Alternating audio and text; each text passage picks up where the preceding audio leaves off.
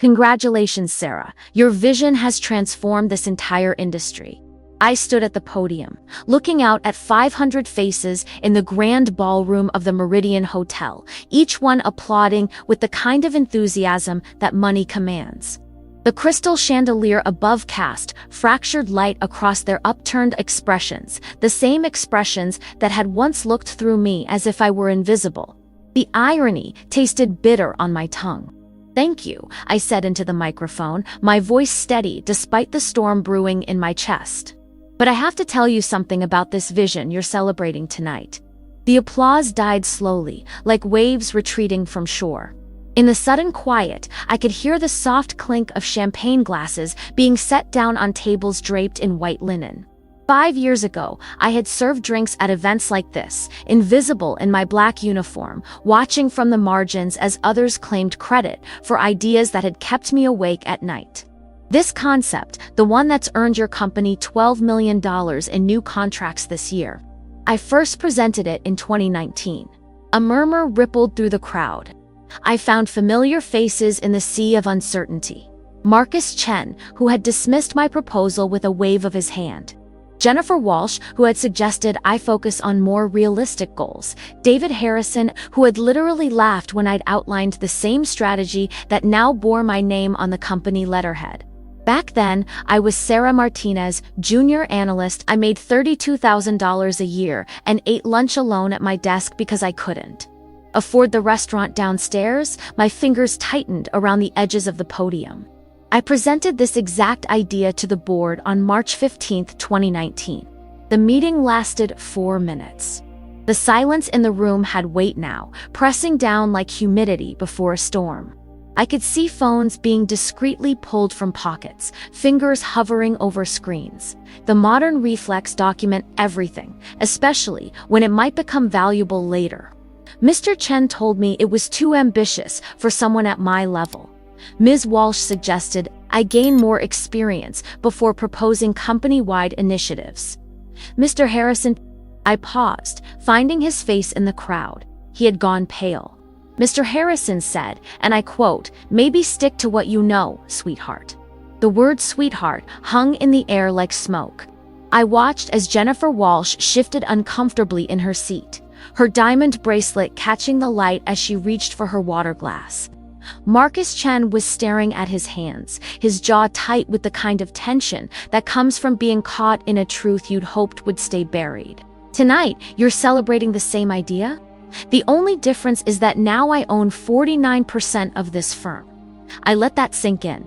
49%, not 50. I wasn't interested in absolute power. I wanted something more valuable than control. I wanted them to remember this moment, this feeling of standing in a room where the rules had quietly shifted beneath their feet. The presentation I gave 5 years ago is still in the company archives.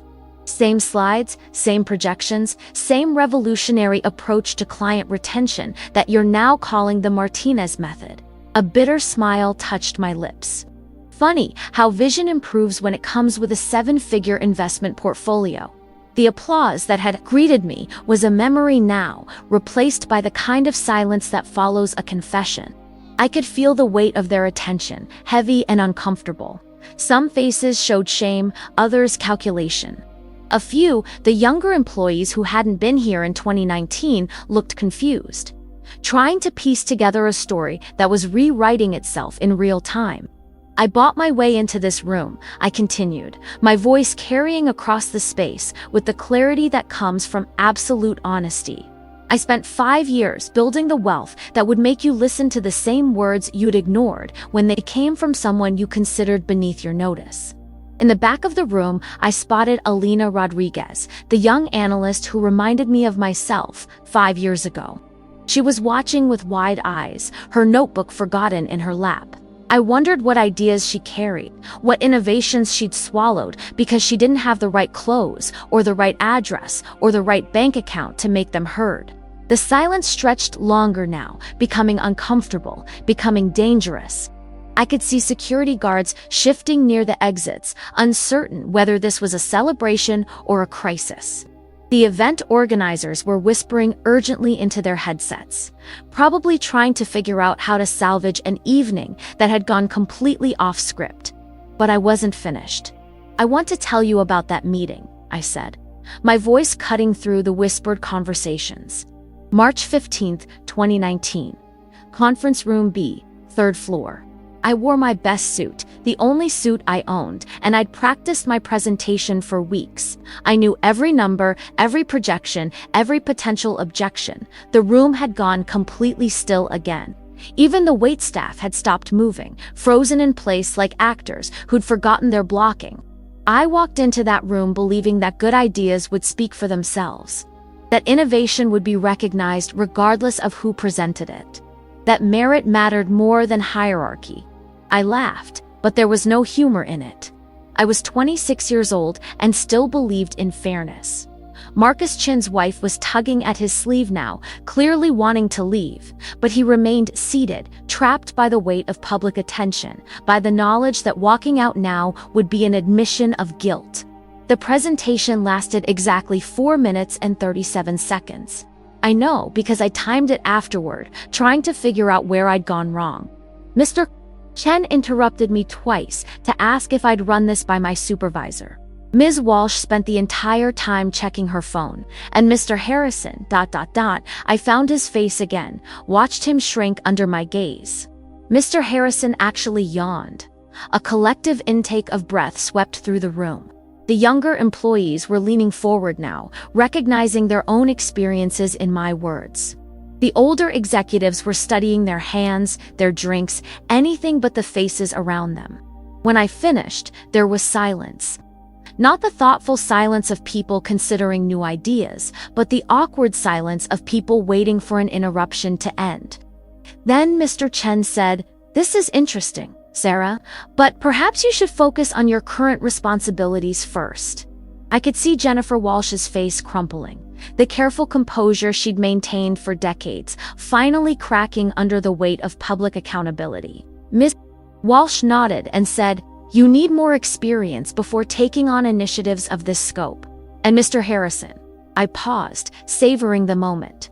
Mr. Harrison leaned back in his chair, smiled that condescending smile I'd seen him use on waitresses and interns, and said, "Maybe stick to what you know, sweetheart. Leave the big picture stuff to those of us who understand how the industry really works." The silence that followed was absolute. 500 people holding their breath, waiting to see what came next. I could feel the power in that moment, the weight of truth finally spoken aloud. So yes, congratulations are in order, but not for the vision that was always there. Congratulations for finally learning to see it.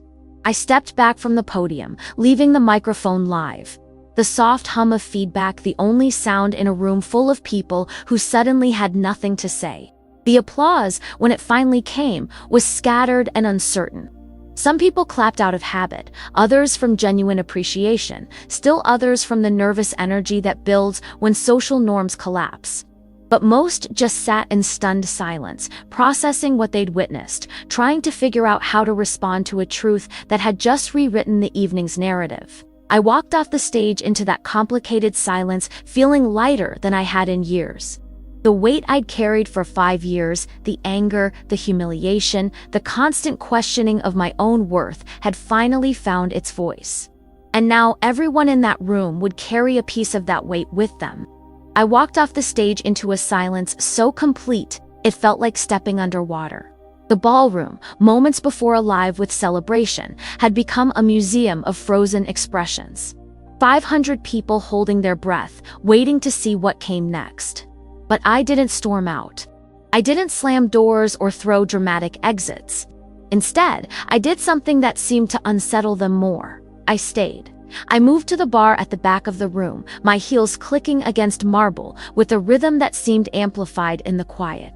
The bartender, a young man with nervous eyes, poured me a glass of wine without being asked. His hands shook slightly as he set it down. "Thank you," I said softly, and he nodded, relief flooding his face at this small kindness in a room that had suddenly become dangerous. From this vantage point, I could watch them all. The way Marcus Chen leaned over to whisper urgently to his wife, her face a mask of polite confusion. The way Jennifer Walsh kept glancing toward the exit, calculating whether leaving now would look like guilt or wisdom. The way David Harrison sat perfectly still, as if movement might draw my attention back to him. The younger employees, the ones who hadn't been here for my original humiliation, were the most interesting to watch. They whispered among themselves, phones appearing and disappearing like nervous ticks. I could almost hear their thoughts. Is this real? Did this actually happen? Should we be recording this? The event organizers were in full crisis mode now, huddled near the stage with their clipboards and headsets, trying to figure out how to salvage an evening that had gone completely off the rails. The keynote speaker, who was supposed to follow me, had apparently decided that discretion was the better part of valor and made a quiet exit through the kitchen. I sipped my wine and watched the social dynamics play out in real time. Some tables had erupted in heated conversations, voices rising and falling like waves. Others sat in uncomfortable silence, everyone afraid to be the first to speak. A few groups had formed around the younger employees, who were clearly sharing their own stories of dismissed ideas and casual condescension. Alina Rodriguez approached the bar, her steps careful and deliberate. She ordered a club soda and stood beside me, not speaking at first. We watched the room together, two women separated by 5 years and a fortune, united by the particular understanding that comes from being underestimated. Was it true? She asked finally, her voice barely above a whisper. What you said up there. I took a sip of wine, considering my answer. The truth was complicated, layered with years of small humiliations and quiet rage. But the core of it was simple. Every word. She nodded slowly, processing this. I have ideas too, she said, so quietly I almost missed it. Big ones, but every time I try to present them, they tell you to focus on your current responsibilities first. I finished, to gain more experience, to understand how things work around here. Her eyes widened. Exactly. She glanced around nervously, then leaned closer. Sometimes I wonder if I'm crazy, if my ideas really are as good as I think they are, or if I'm just delusional. I recognized that doubt, that constant second-guessing that came from having your judgment questioned so consistently that you began to question it yourself. It was one of the most insidious forms of discrimination, not the obvious barriers, but the subtle erosion of confidence that made you complicit in your own marginalization. What's your idea, Elena? She hesitated, then seemed to make a decision. Client predictive modeling, using behavioral analytics. We could anticipate needs before clients even know they have them. Increase retention by 40%, maybe more. The idea was brilliant. Better than brilliant. It was the kind of innovation that could reshape an industry. And I could see in her eyes that she knew it. That she'd run the numbers and tested the theories and built something beautiful in her mind. Something that would die in a conference room because she didn't have the right credentials to make them listen. Have you presented it? I tried. Last month, got about 2 minutes into the overview before Mr. Chen cut me off and said it was too theoretical for practical. Implementation. She laughed bitterly. He didn't even let me get to the data. Across the room, I noticed movement. Marcus Chen was approaching, his wife trailing behind him, with the resigned expression of someone who'd been married to a politician long enough to recognize damage control when she saw it. Write it up, I said quickly to Elena. Full presentation. Send it to me directly. But the chain of command, I own 49% of this company now. Elena, I am the chain of command. She smiled then, the first genuine smile I'd seen all evening. It reminded me of something I'd almost forgotten, the pure joy of being heard, of having someone believe in your vision before you've proven it with profit margins and market share. Sarah, Marcus said as he reached us, his voice carefully modulated. That was quite a speech. It wasn't a speech, Marcus. It was a statement of fact. He shifted uncomfortably, glancing at Alina as if her presence complicated whatever conversation he'd planned. His wife stood slightly behind him, her expression unreadable but her body language screaming discomfort. Perhaps we could discuss this privately. There might be some misunderstandings to clear up. I almost laughed. Misunderstandings, as if my memory of that March afternoon was somehow faulty, as if the dismissal and condescension had been figments of my imagination. There's nothing to discuss, I said calmly, and nothing to misunderstand. You had an opportunity to recognize innovation when it came from someone without power. You chose not to. That choice has consequences. Now, Sarah, let's be reasonable. I am being reasonable. Marcus. I'm being perfectly, devastatingly reasonable. I set down my wine glass, the soft clink echoing in the space around us.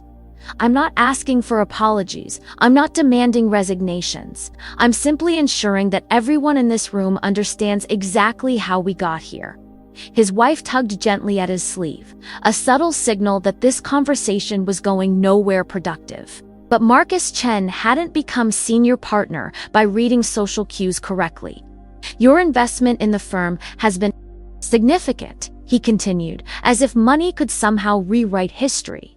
We value your contribution. You value my bank account, I corrected. The contribution was always there. You just couldn't see it past your assumptions about who deserves to be heard. Alina shifted beside me, and I could feel her absorbing every word of this exchange. This was her education in how power really worked. How the same ideas could be worthless or revolutionary depending on who spoke them and how much weight their words carried.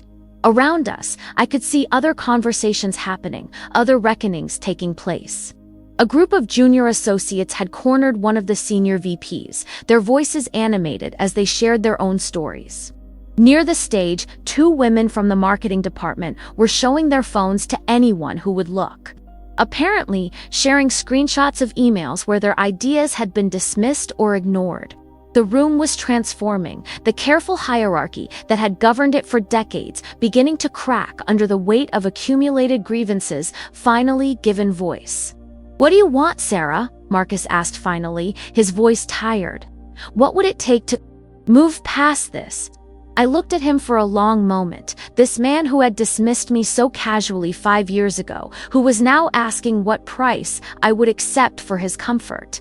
The question revealed everything about how he understood the world as a series of transactions, problems to be solved with the right combination of money and influence. I don't want anything from you, Marcus, I said softly. I already have everything I need. His face cycled through confusion, frustration, and something that might have been fear. In his world, everyone wanted something, and that want could be leveraged, negotiated, satisfied. But I had moved beyond want into something more dangerous: purpose. Then what's the point of all this? He asked, gesturing vaguely at the room, at the conversations still rippling outward from my speech. The point, I said, is that it needed to be said, that everyone in this room needed to hear it. That the next Alina Rodriguez who walks into a conference room with a brilliant idea might actually be heard the first time. Alina looked up at the mention of her name, her eyes bright with something that looked like hope mixed with determination. And the point, I continued, is that you needed to remember what it feels like to be powerless, to have your comfort depend on someone else's mercy, to wonder if the ground beneath your feet is as solid as you thought it was. Marcus's wife was pulling more insistently at his sleeve now, clearly wanting to escape this conversation before it got worse, but I wasn't finished with him yet. Do you remember what you said to me after that meeting, Marcus? After you dismissed my idea and I was gathering my papers to leave? His face went pale. I could see that he did remember, that the moment was coming back to him with uncomfortable clarity. You said, "Don't take it personally, Sarah. We all have to pay our dues." I smiled, but there was no warmth in it. Well, Marcus, I've paid my dues, and now it's time to collect. And for the first time since I'd stepped off that stage, I smiled with genuine pleasure at the fear in his eyes. The evening had taken on a surreal quality, like a play where the actors had forgotten their lines and were improvising their way through scenes that hadn't been written yet. I remained at the bar, a fixed point around which the entire room seemed to orbit, conversations flowing toward and away from me like tides. Marcus Chen had retreated with his wife, but I could see him across the room, phone pressed to his ear, probably calling other senior partners to warn them about what was happening. Damage control was already beginning, the careful choreography of corporate crisis management swinging into motion, but it was too late for that. The story was already spreading beyond this room, beyond their control. Jennifer Walsh was the next to approach, but she came with strategy rather than desperation. She'd always been the smartest of the three, the one who understood that power was about perception as much as position. Her approach was different, direct, professional, with just enough vulnerability to seem human. "Sarah," she said, settling beside me at the bar, "I owe you an apology." I studied her face, looking for the calculation behind the words. Jennifer had always been good at reading rooms, at knowing which way the wind was blowing and adjusting her sails accordingly. But there was something else in her expression tonight, something that looked almost like genuine regret. "Do you?" I asked. "Yes." She ordered a scotch, neat, and waited until the bartender moved away before continuing. "I remember that meeting, March 15th. I remember thinking your idea was brilliant, actually. This was unexpected. I'd prepared for denials, for attempts to rewrite history, for the kind of corporate gaslighting that turned victims into conspirators. I hadn't prepared for honesty. But you voted against it. I did." She took a sip of her scotch, grimacing slightly. "You want to know why?" I nodded, genuinely curious now. Of the three who had dismissed me, Jennifer had always been the most enigmatic. Marcus was driven by ego, David by casual cruelty. But Jennifer operated from a different place, one I'd never quite understood, because I was afraid, she said simply. "You were 26 years old, brilliant, and hungry in a way that reminded me of myself at that age. And I knew that if we implemented your idea, if it succeeded the way I suspected it would, you'd be promoted past me within 2 years." The honesty was startling in its simplicity. No elaborate justifications, no claims of protecting company culture or maintaining proper hierarchies. Just fear, raw and human, and recognizable. "So you killed it." "I killed it." She met my eyes directly, and I've regretted it every day since. Not because of tonight, not because you bought your way back into power. Because it was brilliant, and I let my own insecurity destroy something that could have helped everyone. One found myself studying Jennifer with new eyes, seeing past the polished exterior to the woman underneath. She'd climbed the corporate ladder in an era when there were even fewer women in leadership. When the barriers were higher and the tolerance for mistakes lower, she'd probably faced her own moments of dismissal, her own battles for recognition. "You could have supported it," I said. "You could have been the one to champion innovation instead of suppressing it." "I could have," she agreed. "But I was so focused on protecting what I'd already built that I couldn't see the opportunity to build something better." She turned to face me fully. "I became exactly what I'd fought against when I was your age." Across the room, I could see David Harrison watching our conversation with the intensity of someone trying to read lips. He'd been circling all evening, never quite working up the courage to approach directly. Of the three, he had the most to lose from this revelation. His comment about sticking to what I knew was the kind of casual sexism that could end careers in the current climate. "What happens now?" Jennifer asked. It was a fair question. I had the power to make their lives difficult, to use my position to settle old scores. The board would listen to me now, would take my recommendations seriously when it came to personnel decisions. I could push for demotions, for reassignments, for the kind of professional exile that would send a clear message about the cost of dismissing innovation. But as I looked at Jennifer, really looked at her, I realized something that surprised me. I didn't want revenge. I wanted something more complex, more lasting. "I want you to remember this feeling," I said finally. "The next time someone presents an idea that threatens your position, I want you to remember how it felt to sit in this room tonight and realize you'd made a mistake that cost you 5 years of progress." She nodded slowly. "And I want you to vote for the idea anyway." Before she could respond, Alina appeared at my elbow, her face flushed with excitement and something that looked like fear. Ms. Martinez, she said breathlessly. I think you need to see this. She held out her phone, showing me a Twitter thread that was already going viral.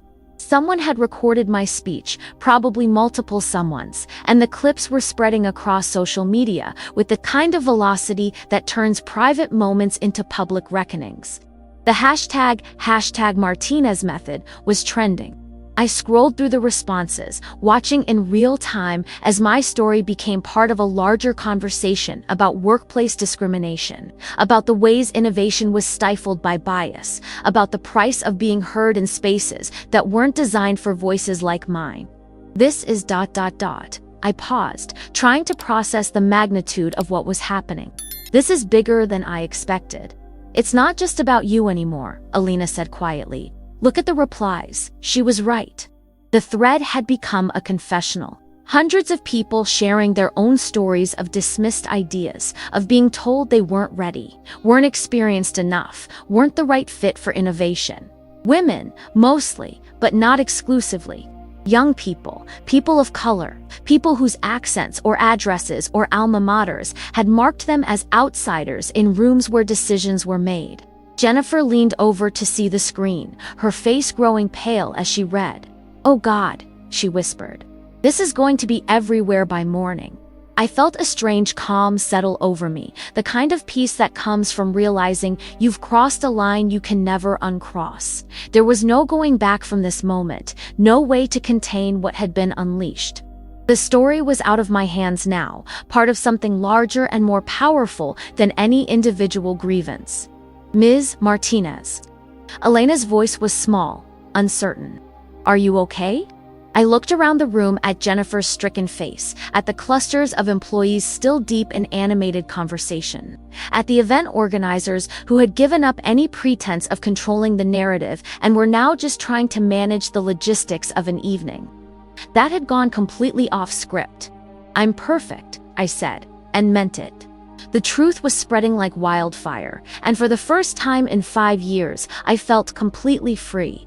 But then I saw something that made my blood run cold. David Harrison was approaching, and his expression wasn't panicked anymore. It wasn't apologetic or conciliatory, it was calculating, predatory. He'd found his angle, his way to turn this situation to his advantage. Sarah, he called out as he got closer, his voice carrying across the room with deliberate volume. I think we need to talk about your little performance tonight. The room went quiet again, sensing a new kind of danger. This wasn't going to be an apology or an attempt at damage control. This was going to be war. I think, David continued, his smile sharp as broken glass, that everyone here deserves to know the whole story about your time at this company, not just the parts you've chosen to share. My heart began to race, but I kept my expression neutral. Whatever he thought he knew, whatever weapon he believed he was wielding, I would face it standing up. By all means, I said calmly. Tell them the whole story, David. His smile widened, and I realized that the real reckoning was just beginning. But I also realized something else. I wasn't the same woman who had walked into that conference room 5 years ago, hoping that good ideas would speak for themselves. I had learned to speak for my ideas, to fight for them, to build the power necessary to protect them, and I was ready for whatever David Harrison thought he could throw at me. The room held its breath, waiting to see what would happen when the past finally refused to stay buried. David Harrison stood in the center of the room now, commanding attention with the confidence of a man who believed he held the winning card. The crowd had shifted, forming a loose circle around us, phones raised like modern torches, illuminating a trial by fire. The whole story, he began, his voice carrying the practiced cadence of someone accustomed to controlling narratives, includes some details that our newly minted partner seems to have forgotten. I felt Alina tense beside me. Jennifer's sharp intake of breath, the collective holding of air that happens when an audience senses blood in the water. But I remained still, centered in the calm that comes from having nothing left to lose. Please, I said quietly. Continue. Sarah Martinez wasn't just some innocent analyst whose ideas were dismissed, David said, beginning to pace like a prosecutor addressing a jury. She was a problem employee, insubordinate, difficult to work with. Her ideas weren't rejected because of bias. They were rejected because she couldn't follow basic professional protocols. A murmur rippled through the crowd. I could see doubt creeping into some faces. The relief of those who wanted to believe there was another explanation, a reason that would let them sleep better tonight. She went around the chain of command, David continued, warming to his theme, presented directly to clients without authorization, criticized senior staff in front of junior employees, created a hostile work environment with her constant complaints about fairness and recognition. Each accusation landed like a physical blow, not because they were true, but because they were crafted with just enough truth to seem plausible. I had gone around the chain of command when that chain consistently ignored my input. I had criticized senior staff when their decisions were demonstrably wrong. I had complained about fairness because the system was fundamentally unfair. But David was skilled at this, at taking facts and twisting them into weapons. I could see it working, could watch the crowd's sympathy shifting as he painted me not as a victim of discrimination, but as a disgruntled employee with an agenda. The real reason Sarah left this company, he said, his voice rising with righteous indignation, wasn't because her ideas were dismissed. It was because she was about to be fired for insubordination and creating a toxic work environment. The silence that followed was different from before, heavier, more uncertain. I could feel the weight of judgment, the way a room full of people could turn from allies to accusers in the space of a single speech. But then something unexpected happened. Elena Rodriguez stepped forward. "That's not true," she said, her voice small but clear in the quiet room. "I've read her personnel file." David's confidence flickered for just a moment. "I'm sorry. Her personnel file," Elena repeated, louder now. "I'm on the records committee. I have access to all employee files for the retention analysis project." Sarah Martinez was never written up for insubordination, never had any disciplinary actions. Her performance reviews were consistently excellent. The crowd shifted again, uncertainty replacing certainty. David's face had gone red, but he pressed on. "Personnel files can be ... incomplete. Not everything gets documented, but some things do," Elena interrupted, pulling out her phone. "Like the email you sent to HR in March 2019, requesting that Sarah be managed more carefully because her ideas were disruptive to team morale." The room went dead silent. Elena's fingers moved across her screen, and I realized she was reading directly from company records, or the memo from Marcus Chen, suggesting that Sarah's aggressive pursuit of recognition was incompatible with company culture. She looked up from her phone, her young face blazing with righteous anger. Or the note from Jennifer Walsh, recommending that Sarah be redirected toward more appropriate responsibilities for her experience level. Jennifer had gone pale beside me. Marcus Chen was nowhere to be seen. He'd apparently decided that discretion was the better part of valor and made his exit during David's speech. But Elena wasn't finished. "You want to know what else is in those files?" she asked, her voice growing stronger with each word. "The client feedback forms praising Sarah's innovative approaches. The profit projections showing her ideas would have increased revenue by 30%. The resignation letter she submitted citing lack of growth opportunities and systematic dismissal of contributions." David was scrambling now, his careful narrative crumbling in real time. "Those files are confidential." "You have no right to." "I have every right," Elena shot back. "I'm doing my job. The job you all keep telling me I'm not ready for, not experienced enough for, not the right fit for." She turned to address the room directly. "How many of you have been told the same thing? How many brilliant ideas have died in this room because they came from the wrong person?" The energy in the room had shifted completely now. The younger employees were nodding, recognition dawning on their faces. Some of the older staff looked uncomfortable, perhaps remembering their own moments of dismissal, their own ideas that had been buried under layers of hierarchy and bias. But it was what happened next that truly changed everything. Jennifer Walsh stepped forward, her scotch forgotten, her professional composure finally cracking. "Elena's right," she said, her voice carrying across the room with the weight of confession. "Everything she said is true. We didn't reject Sarah's ideas because they were bad. We rejected them because accepting them would have meant admitting that a junior analyst was smarter than we were. The admission hung in the air like smoke. David started to speak, but Jennifer held up a hand to stop him. "I've spent 20 years in this industry," she continued. 20 years watching brilliant people get dismissed because they didn't fit our narrow definition of leadership. 20 years being part of a system that values credentials over creativity, hierarchy over innovation. She turned to look directly at me. Sarah wasn't the problem. We were. The room erupted then, not in applause, but in conversation, urgent, heated discussions as people processed what they'd just witnessed. Some were angry, some defensive, some seemed relieved to finally have words for feelings they'd carried for years. But I was watching David Harrison, seeing the exact moment when he realized his gambit had failed. His face cycled through emotions, anger, fear, calculation, before settling on something that looked almost like resignation. "This is all very touching," he said finally, his voice bitter. "But it doesn't change the fact that Sarah bought her way into this room. Money talks, and apparently it's the only language any of you understand." It was his last shot, his final attempt to discredit what had happened here tonight. And it might have worked, might have planted just enough doubt to muddy the waters. But then I did something that surprised even myself. I laughed.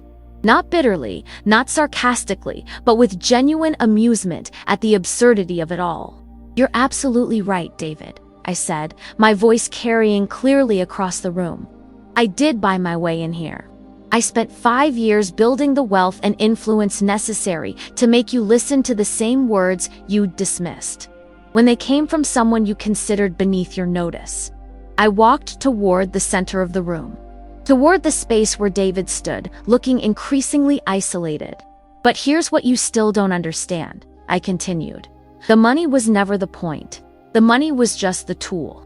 What I really bought wasn't a seat at your table, it was the power to build a better one."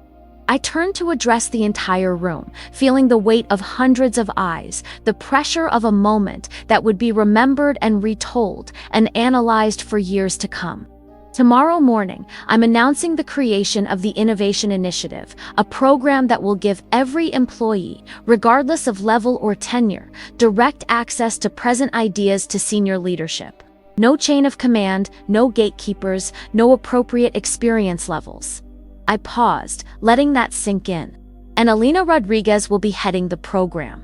The room exploded in applause, then real applause, the kind that comes from recognition rather than obligation. Elena's face was radiant with shock and joy. Jennifer was nodding with what looked like genuine approval, and David Harrison was standing alone in the center of it all, finally understanding that he'd lost more than just an argument. He'd lost the future. But I wasn't done yet. The applause died down as I raised my hand for silence. "There's something else," I said, my voice cutting through the quiet. "Something I think you all need to understand about power, about change, about the cost of being heard in rooms like this." I walked over to where David stood, close enough that he could see the determination in my eyes, close enough that everyone could hear what came next.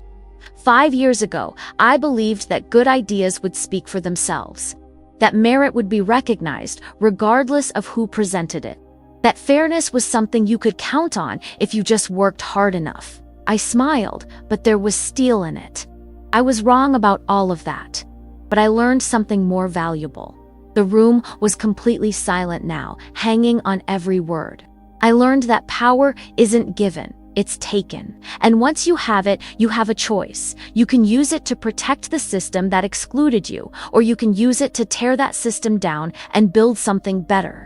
I turned to face the entire room, my voice rising with the passion that had driven me through 5 years of building the influence necessary to stand here tonight. I chose to tear it down. The silence that followed was profound. The kind that comes when people realize they've witnessed something that will change everything that comes after. And in that silence, I finally felt the weight of 5 years lift from my shoulders. The ballroom had emptied slowly, like water draining from a broken vessel. Groups clustered in corners, processing what they'd witnessed, making plans, exchanging contact information with the urgency of people who'd just survived something significant together. The younger employees lingered longest, as if reluctant to leave the scene of their liberation. I stood near the windows now, looking out at the city lights that stretched toward the horizon like scattered stars. The reflection in the glass showed a woman I was still learning to recognize. Someone who had power, not because she'd seized it, but because she'd earned the right to wield it responsibly. Alina appeared beside me, her reflection joining mine in the window. She looked different too, taller somehow, as if the evening had added inches to her frame, along with years to her experience. "I can't believe you did that," she said softly. "The Innovation Initiative. Putting me in charge." "You earned it," I replied. "Not tonight, but every day for the past 2 years. I've been watching you, Alina, watching how you handle dismissal, how you keep pushing forward, even when they tell you to wait your turn." I turned to face her directly. "You remind me of someone I used to know." She smiled at that, understanding the compliment for what it was. "What happens now?" It was the question everyone had been asking, in different ways all evening. What happens when you tear down the old systems? What do you build in their place? "Now we do the work," I said. "Real work. The kind that changes things instead of just talking about changing them." Behind us, I could hear the soft murmur of conversations still happening, the sound of people making connections, sharing stories, planning collaborations that would have been impossible under the old hierarchy. The evening had become something none of us had expected, not just a reckoning with the past, but a blueprint for the future. Jennifer Walsh approached us, her steps careful on the marble floor. She'd stayed until nearly the end, watching the conversations, the connections being made, the slow transformation of a corporate event into something resembling a movement. "Sarah," she said, stopping a respectful distance away. "I wanted to thank you." "For what?" "For showing me who I could have been?" Her voice was quiet, reflective. "For the past 5 years, I've been telling myself that dismissing your idea was a business decision. Tonight made me realize it was a character decision. And I chose poorly." I studied her face, looking for the calculation that had always been there, the angle she was working. But all I saw was exhaustion and something that might have been relief. "What will you do now?" I asked. "Better," she said simply. "I'll do better." It wasn't a grand gesture or a dramatic promise of transformation. It was just a commitment to incremental change, to making different choices when the next opportunity arose. Sometimes that was enough. "There's something else," Jennifer continued, reaching into her purse and pulling out a folded piece of paper. "I wrote this 5 years ago. The night after that meeting where we dismissed your idea." She handed me the paper, her fingers trembling slightly. I unfolded it carefully, recognizing her handwriting immediately. "Today, I voted against an idea that could change everything. Not because it was bad, but because it was brilliant, and I was afraid. Sarah Martinez is everything. I was at her age hungry, innovative, uncompromising. She's also everything I'm not anymore, brave enough to risk everything for what she believes in. I killed her idea because I was afraid she would surpass me. In doing so, I killed a part of myself that I thought was already dead. I don't know how to live with this choice." I looked up at Jennifer, seeing her with completely new eyes. "You kept this." "I read it every day for 5 years," she said quietly, reminding myself of the person I didn't want to be. But tonight, watching you up there, I realized I'd become her anyway. The honesty was devastating in its simplicity. I folded the paper carefully and handed it back to her. "Keep it," I said, "but not as a reminder of who you were, as a promise of who you're going to be." She nodded, tears threatening at the corners of her eyes.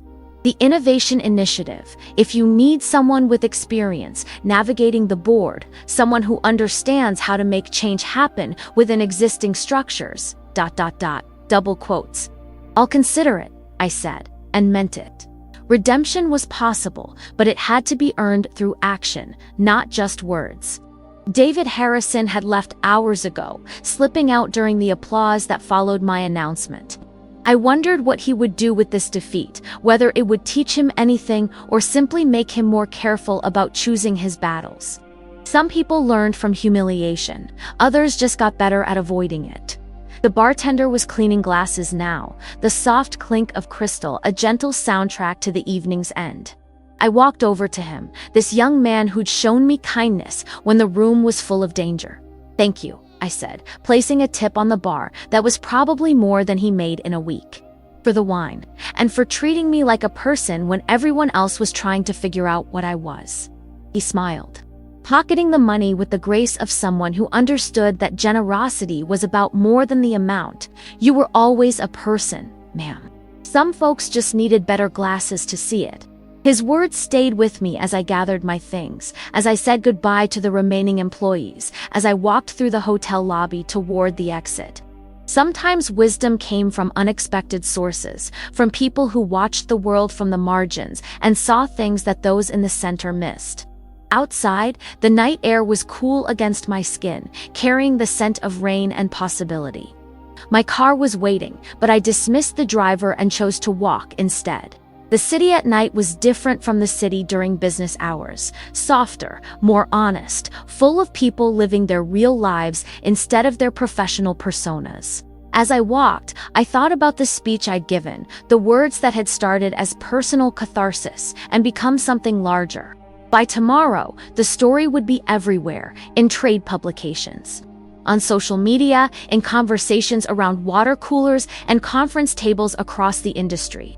The Martinez method would become more than just a business strategy. It would become a symbol of what happened when innovation was allowed to flourish regardless of its source. But symbols were easy. The real work would be harder, messier, full of small failures and incremental victories. Building systems that actually listened to good ideas, regardless of who spoke them. Creating cultures where brilliance was recognized before it was profitable. Teaching people like David Harrison that their comfort was less important than other people's contributions.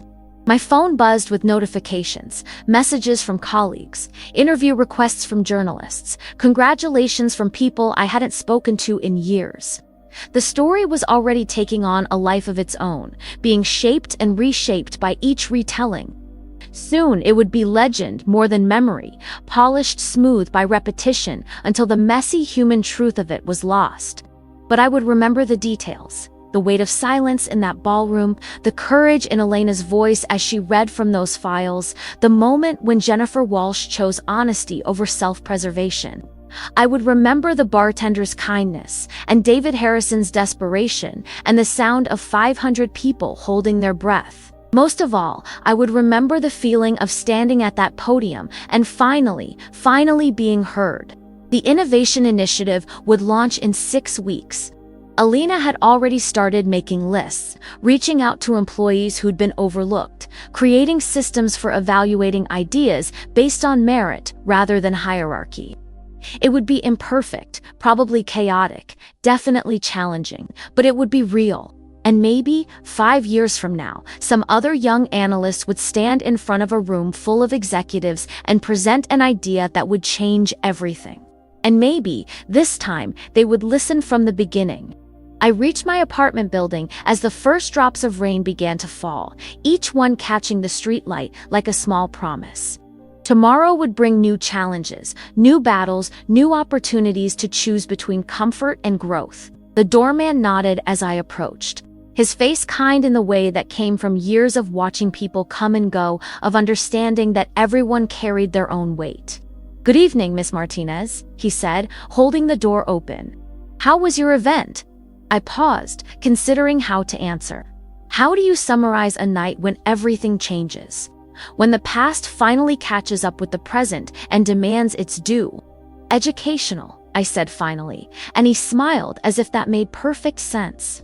In the elevator, I caught my reflection in the polished steel doors. The woman looking back at me was the same one who had walked into that ballroom hours ago, but something fundamental had shifted. The weight I'd carried for 5 years, the anger, the humiliation, the constant questioning of my own worth had transformed into something else entirely. Purpose, power, the responsibility that came with both. My apartment was quiet, filled with the kind of silence that comes after storms. I poured myself a glass of wine and stood at the window, looking out at the city that had witnessed my transformation from invisible analyst to visible force. Tomorrow, the real work would begin. Building the systems that would ensure tonight's revelation became lasting change. Fighting the battles that would inevitably come as entrenched interests pushed back against innovation. Teaching the next generation that their voices mattered, that their ideas deserved to be heard, that power was something they could claim rather than something they had to wait to be given. But tonight, I had done something I'd been trying to do for 5 years. I had made them remember my name. And in remembering mine, they would be forced to remember all the others, all the brilliant minds dismissed because they didn't fit the narrow definition of who deserved to be heard. All the innovations killed in conference rooms by fear and bias, and the comfortable certainty that things should stay the way they'd always been. The rain was falling harder now, washing the city clean, preparing it for whatever came next. I raised my glass to the window, to the light scattered across the darkness, to the future that was finally within reach. To the ones who came before, I whispered to the night, and to the ones who come after. The city sparkled back at me, full of promise and possibility, full of voices waiting to be heard, and I was ready to listen.